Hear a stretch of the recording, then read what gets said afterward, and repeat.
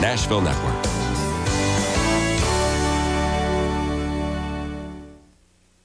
Love can build it. Don't you think it's time? Don't you think it's time? Winona and I feel so enormously blessed to have gotten to travel all over this great country these last 8 years. And I believe there is always hope.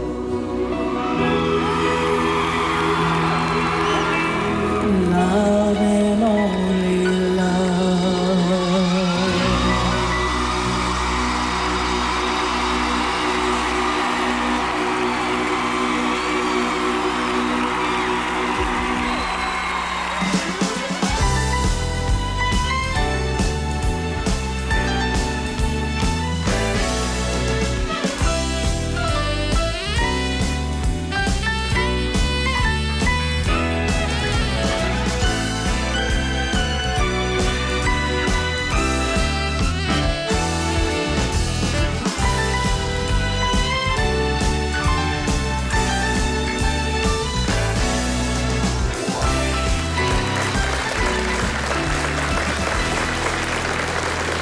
You've been witnessing some of the gut-wrenching moments in the final concert by the Judds on December 4th, 1991. The concert that marked the tragic end of the fantastic career of Naomi Judd, the mother half of the duo. It was a moment of heartbreak and a Cinderella story that had taken Naomi and Winona to the top of the world of entertainment. What happened after that? To find out, please welcome my special guest, Naomi Judd.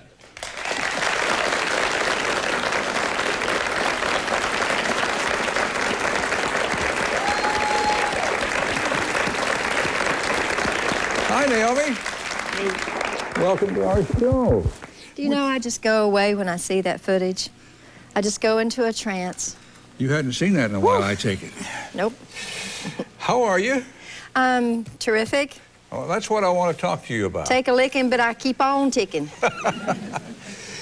Now, I want to review for a moment why that was your last concert. What happened?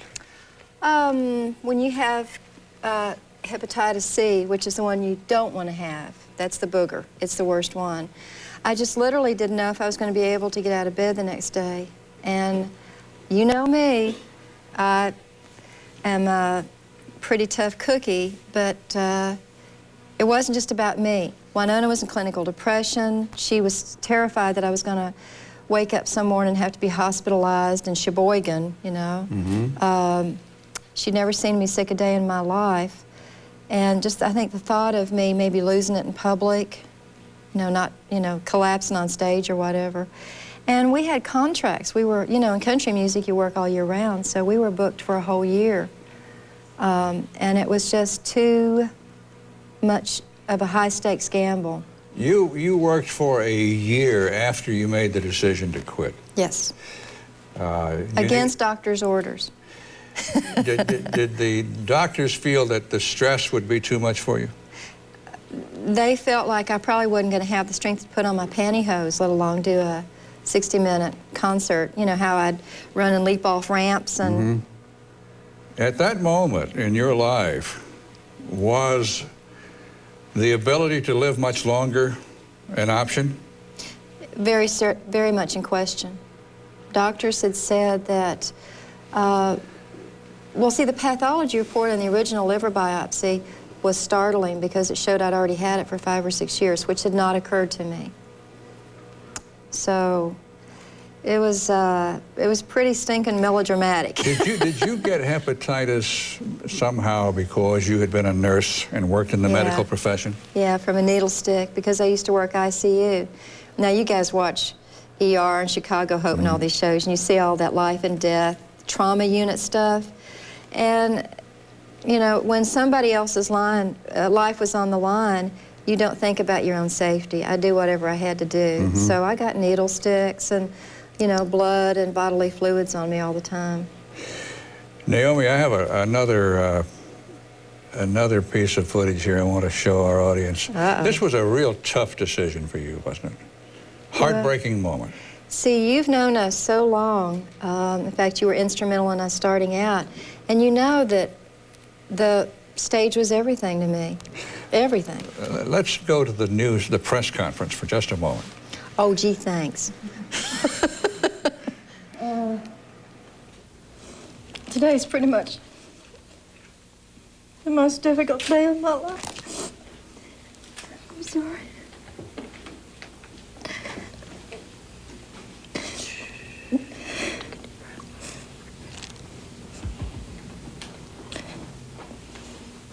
The day I hoped would never come. That may have been when you bottomed out. Yeah. What was going on there? Well, first of all, I was very ill. You know, they literally sort of put makeup on me and fixed my hair. Wanted to help dress me that day. When you have hepatitis C, you feel like you got the world's worst case of the flu. Yeah, and you were meeting the press. Yeah. To reveal to them finally for the first time. Yeah.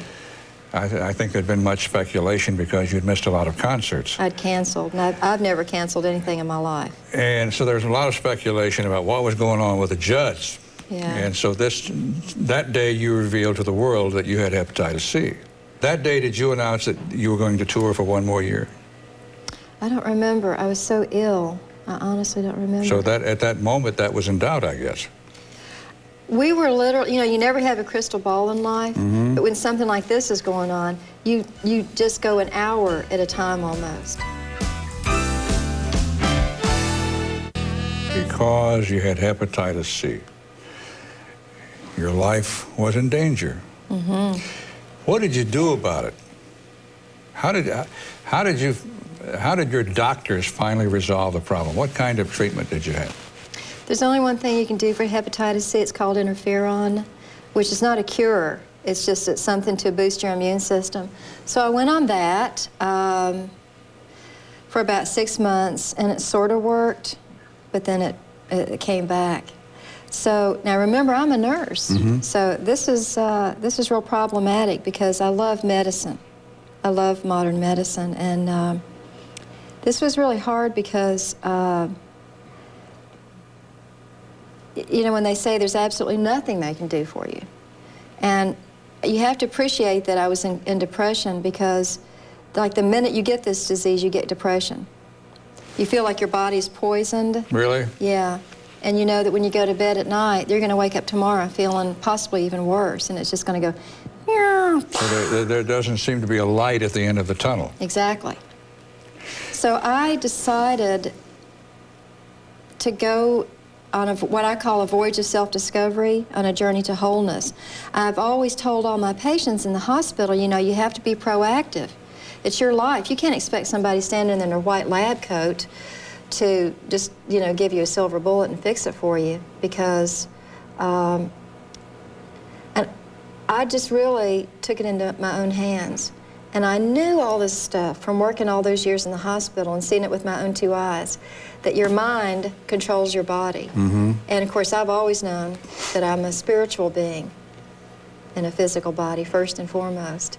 So I decided to really focus on the spiritual path, my spiritual journey, and to start hanging out with all these experts who already knew about the mind-body connection. And you got into what some would refer to as alternative medicine or holistic medicine, didn't you? Let's use the word complementary. Okay. I want to be real clear with everybody that I think when you say the word alternative, it sort of means to me that it's either or. It's either, you know, modern medicine, or it's this other avenue. You're going to augment what the doctors are doing. Yeah, I like complementary medicine. See, for instance, what I'm all about in my life, period, is complementing or harmonizing. Okay. I'm the harmony singer.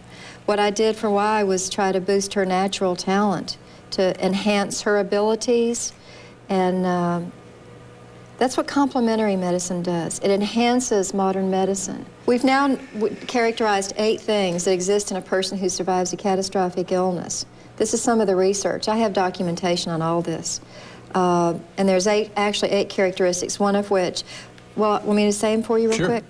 Number 1 is faith. And actually now we have documentation This is so cool. We have documentation on how prayer works. Okay. And how acknowledging that you are a spiritual being first and foremost enhances your health. Secondly is having a sense of humor. Well, I've got that in spades. Number 3 is having a support system. And there's probably more prolific evidence, empirical data to support that on a physiological level than any of the other ones. Number 4 is being outside in nature and having a connection with the natural world. Number 5 is having a purpose and a goal in life. Number 6 is having a diet, which you and I were talking about earlier. You saw me taking my vitamins, and I know you take them too, supplements. Right. And of course, exercise. And then number 8, I think, is the most interesting one of all, and that is having an open belief system. Well, explain that.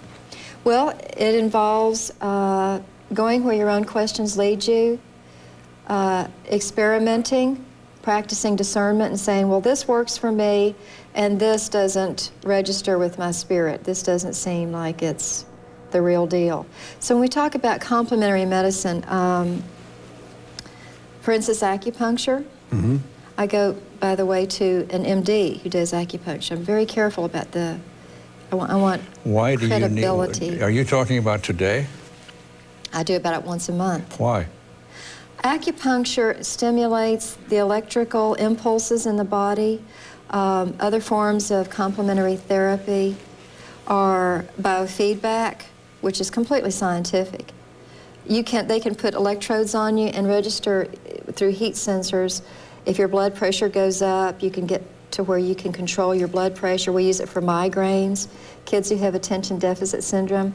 Aromatherapy, the sense of smell, is probably the most evocative of all the senses for memories.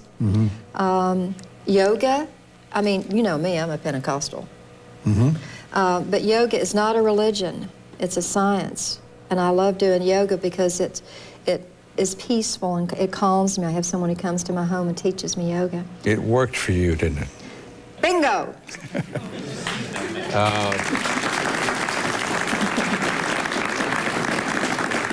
How are you today?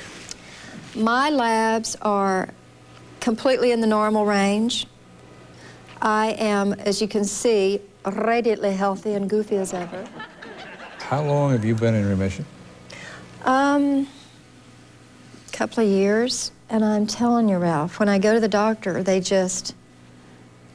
they literally last time took me into a room, locked the door, turned their little pagers off, and got out notepads and say, okay, kiddo, how are you doing this? For the remainder of your life, are you going to walk on eggshells? Nope, nope, nope, nope, nope. No. I mean, No. Could you somehow revert back to hepatitis C? No, I refuse. You're fine now. I am fabulous, 3 words, fabulous. And I've got the research fund. I have, actually, one of the reasons we did that pay-per-view was because I used the money from it to start the Naomi Judd Research Fund. We are going to find a cure for this disease. We will find a cure. Are you a spokesperson for the American Liver Association? Oh, yeah, yeah. The other night when I was doing my book tour in Denver, the doctor who received my research grant for this year came to see me. He's with Children's Hospital at Denver, and he works with children who have this awful disease. So your foundation is able to provide research grants for a number of doctors each year. Right. So for anybody out there who has Hep C, know that we will find a cure. Just read my perfectly lined lips. We will find a cure. I have never in my life read a cookbook before. It's the first for me, because I don't cook. But I enjoyed it very much. You can see it on the screen. Naomi's Home Companion, a treasury of favorite recipes, food for thought, and kitchen wit and wisdom. It's all in here. It's interesting. Funny stuff in here. Like, what'd you expect? Winona said, if it's not one thing, it's your mother. I love that. She said that for years. This is a book you read. Yeah, it has recipes in it. Actually, you know, just like we have the greatest hits, you know, a compilation of our #1 singles. Well, this is sort of the greatest hits of the Judd generation recipes, best of the Judd recipes. And beautiful photography. Oh, thanks. There's some things in here that I may even take up cooking. Well, you can, because this is easy stuff. You know, having been a single working mom all my life. Potato pancakes. I want stuff that's real easy. Ooh. Yeah. Cheese grits. This is real food for real people who are real hungry. This is all American food. Has this project been something you wanted to do for a long time? Nope. Just came up? The people that do all the big cookbooks in America came to me about a year ago and said, "You want to do a cookbook?" And I said, "Well, I guess I could, because I really am a cook. I've been cooking since I was 17 years old, when I was a wife and a mother in senior year of high school. So, cooking is important to me, because even if Wyatt and Ashley and I were eating beans and cornbread or bologna and crackers back during the very lean days, it was very much a way that we connected, you know, the supper table and all that. And the more I thought about doing a cookbook, I said, I will do a cookbook, because it really arises from it would be very authentic for me to do a cookbook, because I am a pretty darn good cook. But I saw the opportunity to further my mission, which is to try to get the American family. Okay, now, a lot of what I would characterize as Southern recipes in this book. But you're on a nutrition crusade. So would you dare throw in some ham hock in one of these recipes? Yeah. Grease? Yeah. Yeah-ish. You cook with grease? Sometimes. Okay. I also go the vegetarian route a lot. I know you do. I don't eat red meat very much anymore. But you know, I mean, food is such a psychological, it has such psychological roots for all of us. And when you were raised thinking that grease was one of the 4 food groups, you know, I mean, sometimes you have to have what Winona and Ashley and I call comfort foods. You know, the traditional stuff. What's comfort? What's comforting to you in the food group? Well, for instance, last week before I went out on the book tour, Wyatt and Ashley and I cooked together. And Winona's favorite comfort food is chicken continental. Okay. Chicken continental, by the way, is a perfect example of the single mom food. Hold that thought. Tell you what we're going to do. Let's, what we have done today, we have we had a lady prepare several dishes from your cookbook. Woo woo! So I thought we would go over there and talk about them, and then later we'll come back here, okay? You know, it's your show. You can do anything you want. You're right about that. Come on. You know, this is pretty cool, you and I together again on a TV show. Yeah, and I'm awake this time. Have a seat there, Naomi. Can y'all smell this? Do y'all have smell-o-vision? Oh, wow. We prepared 5 dishes here, and why don't we start with the one you mentioned a moment ago? Well, this is sort of the quintessential single mom recipe. Continental chicken. Chicken continental. Excuse me. You know, for all of us women out there who are stressed out to the max, I'm suggesting that the American family have supper together. If there's one thing you can do to get your family together, that would be to have supper together. You know, you have to eat, you know. So, this is like 5 ingredients. It's unbelievably simple. And actually, Winona, this is one of the first things she learned to make as a teenager.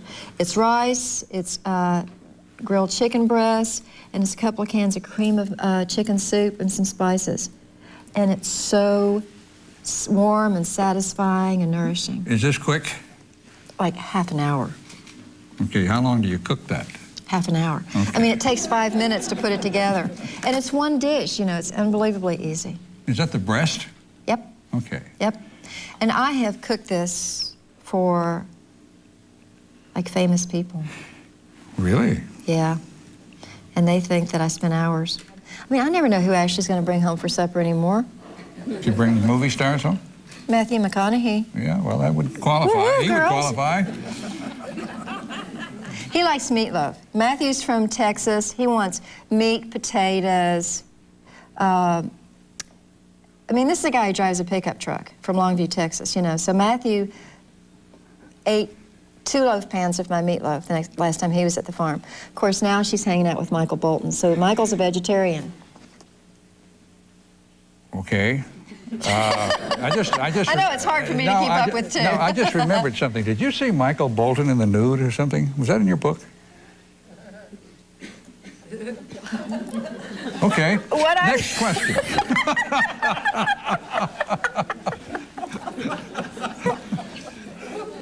Are the questions too hard? No. I just like to keep him in suspense. Oh, okay. By the book. You alluded to that in the book. And, I said I watched him undress. oh, okay. That, you know, I don't... In the backyard. You know, I'm easy. These people may want an explanation. You watched him undressed in the backyard. Yeah, okay, Michael is a really, really hard-working guy. Mm-hmm. I mean, he's always got about 4 or 5 projects going on at once. You know, he was doing opera with Placido Domingo and Pavarotti. He was writing a children's book. He was turning the children's book into a movie. He had a new R&B album coming out. Mm-hmm. And he's got 3 girls who live at home with him. He's a single father. So he would come and hang out with me at the farm. I actually introduced him to Ashley. And we're sitting in the backyard, and I live in the wilderness, this pristine, undisturbed wilderness. And it's a beautiful summer evening, and Michael's just, you know, his mind is going like this. We're sitting in the backyard. I'd made him a fabulous vegetarian meal. And he's telling me, you know, that he's getting ready to do this European tour with Pavarotti. And I said, Michael, hey, where are you right now? Was he taking his clothes off all the same time? Well, he took his shoes and socks off, you know, and ran his toes through the grass out in the backyard. And we just went through this whole unraveling process. Mm-hmm. Sometimes people come to the farm to hang out with me to... You're trying to help him unravel from his busy life? To get, yes, what I call living in the moment. And I talk about that in the book, mm-hmm. about how to really be mindful of the present moment. It's called mindfulness. I guess it probably would sell more books if I said he was nude in the book in a picture.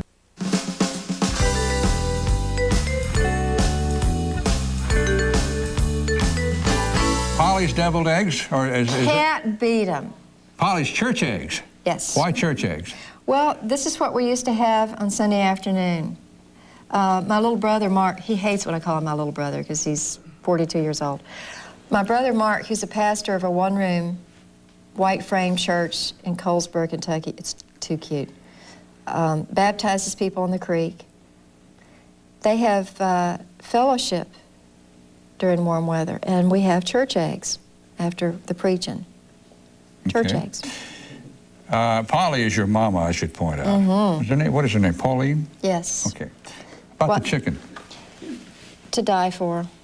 Okay, this is Polly's fried chicken, right? Yeah, people have almost microscopically studied this. And it's just, you know, with cooking, I give all the recipes are sort of a guideline. You know, any of you girls that are domestically challenged, that have never cooked before, this is about as straightforward as the alphabet, these recipes. Even guys can cook. And it's so much fun and it's creative.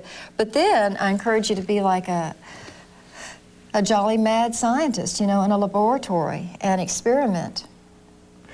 Okay, a teaspoon of this, a pinch of that. Mm-hmm. I've never known how much a pinch is. Let me show you what a pinch is, Ralph.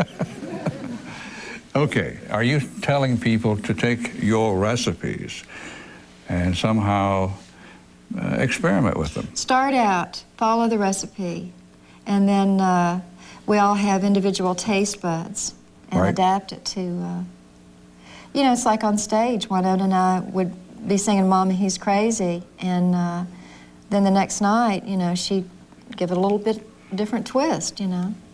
Okay. Just improvise. I can appreciate that if you're creative. How about the sweet potato casserole? I just want to rub it all over my body. So good. That looks great. It's really Is that a simple thing? Yes, it is. It's made of sweet potatoes or yams, you know. I am what I am. You're a nut. And this. Speaking of nuts. You're tying this in the book to Ashley. Yes. Ashley's favorite dessert, I guess. Yes. Now, Ashley's a vegetarian. She's very strict, and I have some recipes in the book for anybody else who's a vegetarian. I also offer all these health tips. You know, I have all the latest health statistics because I'm on the Spirit, Mind, Body lecture circuit all across America. So there's a lot in the book about complementary medicine, about how you can de-stress your life. There's a lot about what's going on in medicine, in modern medicine. And then there's the girdle buster. Yeah, that's how you refer to it in the book, the girdle buster. Is that healthy? It's what, you know, that's what dessert is. Dessert is after Ashley comes home and she's been on a movie set, when Winona comes in off the road, when she's been on tour and been eating in truck stops and having room service. It's when I have a foster child. It's when Casey gets all A's on his report card. Okay. Or when Larry has This a bad is a day at reward. the office. Yeah. You know, I was sitting at the supper table writing the cookbook, which I wrote, by the way, in longhand. I've never touched a computer in my life. I refuse. I have no idea what surfing the net or any of that garbage is. Well, welcome to the world of the computer illiterate. I'm the same way. Are you? Yes. I mean, Winona calls me a backwards pioneer. Because I live in the woods. I never watch TV. I Really? read. I'm outside in nature. You never watch television? I actually haven't watched TV in 7 months. Really? Nope. I don't meet many people that don't watch television. I'm too busy being with real people, I think. Do you think somehow that television is bad for you? I'm horrified. Okay. I like shows like this because this is real. This is not... I'm completely mortified by the fact that we live in homes without walls anymore, that the media is so incessant and intrusive and invasive, and I think it's bad for us. So the kids and I always have done what we call appointment TV. You know, if we know that there's a special on TNN, if we know that there's a really interesting thing on 60 Minutes, if we know that that Ashley or Winona are going to be on TV. Okay, so you don't on a regular basis just sit down and watch television and would never occur to me. And surf for whatever you can find. It would never occur to me. Okay. By the way, it would never cross my mind. what we were showing you a moment ago it's officially called Ashley's 4-layered dessert, and it is a nice reward if you've been good. But I was going to tell you, I was sitting at home writing the cookbook, and it occurred to me. Do you know what stressed backwards spells? Yes, I do, but because I read your book, desserts. Isn't that wild? S-T-R-E-S-S-E-D, turn it around, and it's desserts. Isn't that cute? It's one of the many things you'll find in this book. Hey, we'll be right back with Naomi Judd after this.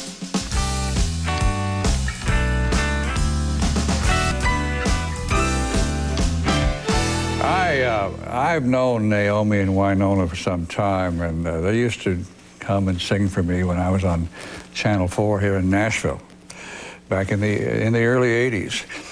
And I thought it would be fun to go back and relive just a moment of that era. I guess about 1981. Winona was still in high school. Yes. I think she was a junior in high school. Yes. At Franklin High School. Naomi was a practicing registered nurse. But they had this dream to sing. Big dream. And did you ever record the song Mama Says? No. Nobody's ever heard it except for the time we did it on your show. Well, we're going to go back and take a little look. Little song I wrote. My mom said, no, don't you mess around. I always do what my mama says. I say my prayer to bed. She dress and act like a lady. She wants to see me in dresses, a ribbon in my tresses. I know Mama must be doing something right, 'cause she got a man each and every night. That's cute. That's cute. You Did had I- to think that we were just totally whacked. No, I met a lot of interesting characters at that hour of the morning.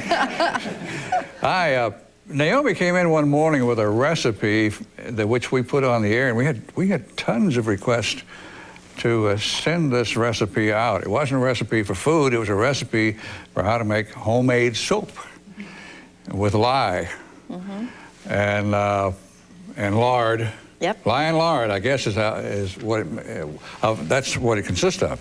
I actually use Crisco. Really? Lye and Crisco. Okay. Anyway, and there was a morning that I couldn't, my brain hadn't kicked in yet, and here they were to sing, and I couldn't think of their names. I really couldn't. So I just, rather than embarrass myself, I said, here are the Soap Sisters. Later I called them, and that kind of stuck, didn't it? It did. And later I would introduce them as Naomi and Winona, the Soap Sisters. And we had a lot of fun with that.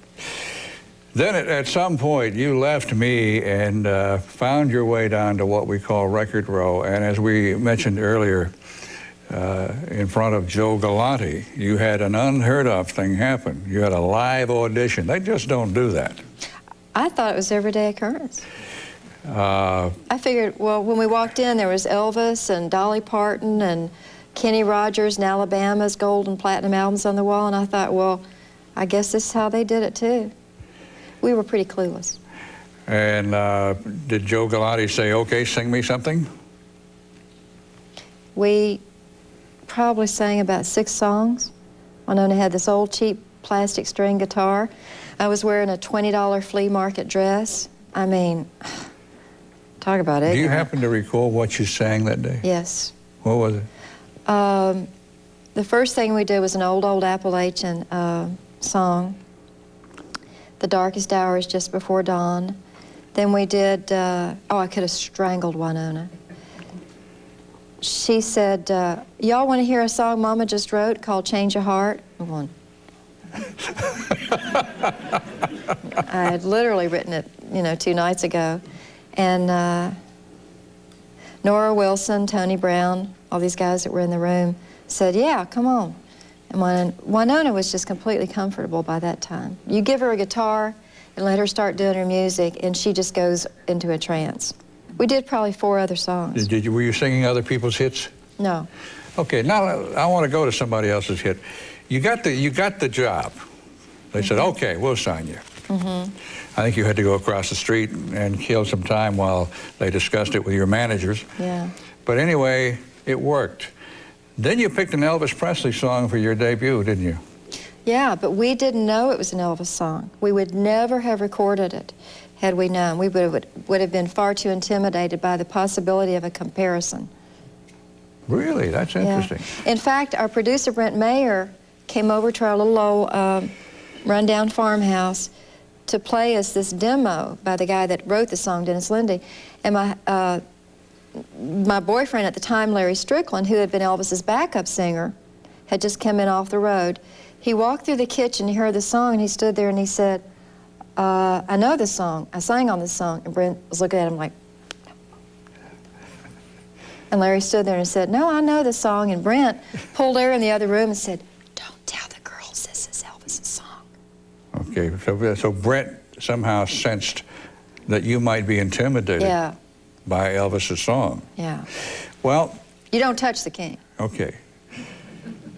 I'm going to give you a sample of that song. First time you ever appeared on Nashville Now. Unfortunately, I wasn't there that night. I think T.G. Shepherd introduced you. But this is your debut on Nashville Now with Had a Dream.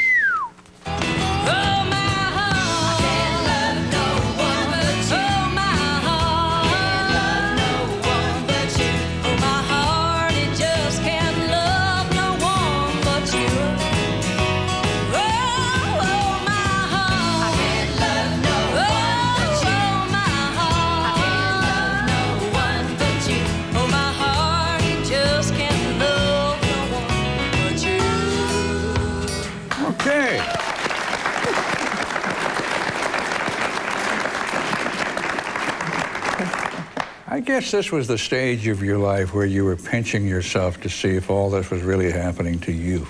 Yes. You had the RCA contract, you had a record out, and you're on television. I think you went on the road and opened for the Statler Brothers. Mm-hmm. And your life has really taken a big turn. You make records. CMA award comes up.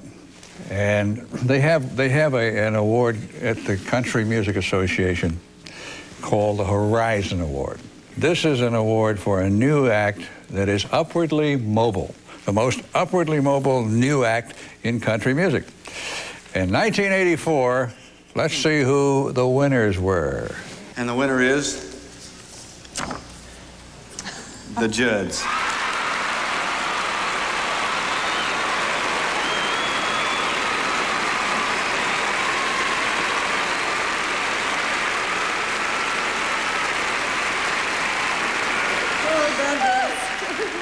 Slap the dog and spit in the fire. We didn't even figure out anything to say. I wanted a real pretty dress. I just coming here was enough. I discovered a long time ago that it's no fun trying to be cool. So I'm going to tell you all the truth. We've never been so nervous or so excited or happy in our whole lives. Spit in the fire and slap the dog? Slap the dog and spit in the fire. Okay, where did that come from? It's an old Appalachian colloquialism. Is this because you couldn't think of anything else or because you were so excited? Well, you know when you hit your thumb with a hammer? Yeah. Something just flies out? Right. See, we thought that Earl Thomas Conley was going to win. Mm-hmm. He was big. He'd had a monster year, and he was sitting right across the aisle from us. So we saw the cameraman with the handheld camera coming up the aisle, and we thought that he was coming for Eddie. I mean, well, actually, Eddie Rabbitt was up too, I think. But talk about stunned. We didn't even remember what we said. You didn't think that you had achieved that much at that point? We had just started. It's the first award show we ever went to in our lives. That's why Winona said it was the first time she ever had a new dress. It's the first time she ever rode in a limousine. I mean, it was like a car wreck, just like a blur. We didn't even know what we had said, but I could tell you this. I'm not going to say it on national TV, but Joe Galani and all the heads of RCA Records thought I said something other than spit.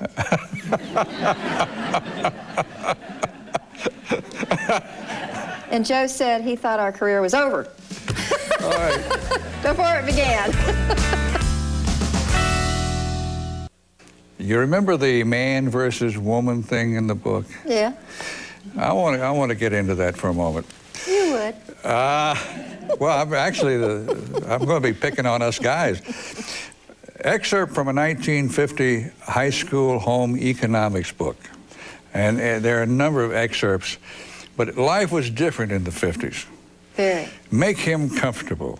Have him lean back in. This is after he comes home at the end of the day. This is real, girls. Make this him is from a comfortable. home ec book. Have him lean back in a comfortable chair or suggest that he lie down in the bedroom. Have a cool or warm drink ready for him. Arrange his pillow and offer to take off his shoes. Speak in a low, soft, soothing, and pleasant voice. That's just one of the paragraphs from this home ec book. Can you believe? Now, over on the other page, she has a seminar for men. I thought this was really funny. Well, now, even though you're picking on guys. Well, the reason I did this is because in this home ec book, it just gives tips for the wife. Didn't say, there was nothing for men. So I came up with my own. Oh, you came up with this? No, I didn't write this, but I found this. Oh, okay. A number of seminars for men. You, too, can do housework. PMS, learning when to keep your mouth shut. Why don't you read one? Number 3, this is like Dave Letterman's top 10 list. Number 3, how to fill an ice tray. You're on a roll, keep Number going. 4, don't give sleazy underthings for Christmas. You think Number that's 5, wrong? You think that guys shouldn't do that? No, because we get Victoria's Secret catalogs. We buy it for ourselves. Okay. Number 5, parenting. It doesn't end with conception. I like that one. Number 6 is how to put that toilet seat down. Hello. Number 7, the remote control, overcoming your dependence. Number 8 is how not to act younger than your children. Number 9 would be real men ask for directions. And number 10, ding, ding, ding, ding, ding, ding, ding, how not to act like an idiot when you are obviously wrong.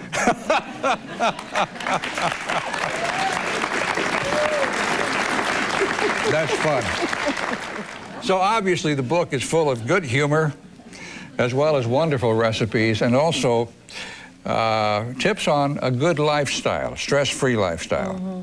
It's a great book. Well, you know, country music has allowed me to travel in all the nooks and crannies of this wonderful, wonderful country, and I've been just so disturbed by the decline in the American family. I think when you really peel off all the issues, peel off all the layers and get down to the bottom, to the core issue, it's that our number one problem is the decline of our families. And that's really why I wrote the book, to try to get people to have supper together again. Are you still on the motivational circuit? I am. Yeah. I'll speak about anything, though.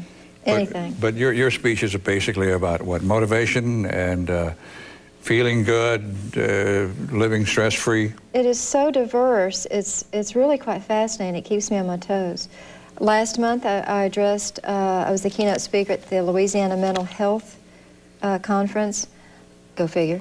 I looked at their offer and I thought, now, why do they think I'm an expert in mental health? And I thought, oh, 2 words, Winona, Ashley. I spoke at the World Peace Federation in New York City in Times Square. I do a lot to raise money for hospitals and women's shelters, abuse shelters for battered women. I do a lot of stuff for spirit, mind, body work, encouraging people to really take their health more seriously and not just be passive. And you have to learn to live from inside. The inward, downward journey is the real thing. That's what's going to make you happy and make you fully present in your life. So don't let the pop culture, the disposable, transient society out there tell you who you are. Do what really makes you feel peaceful and happy and good. Naomi, thank you for coming and sharing a bit of your life with us.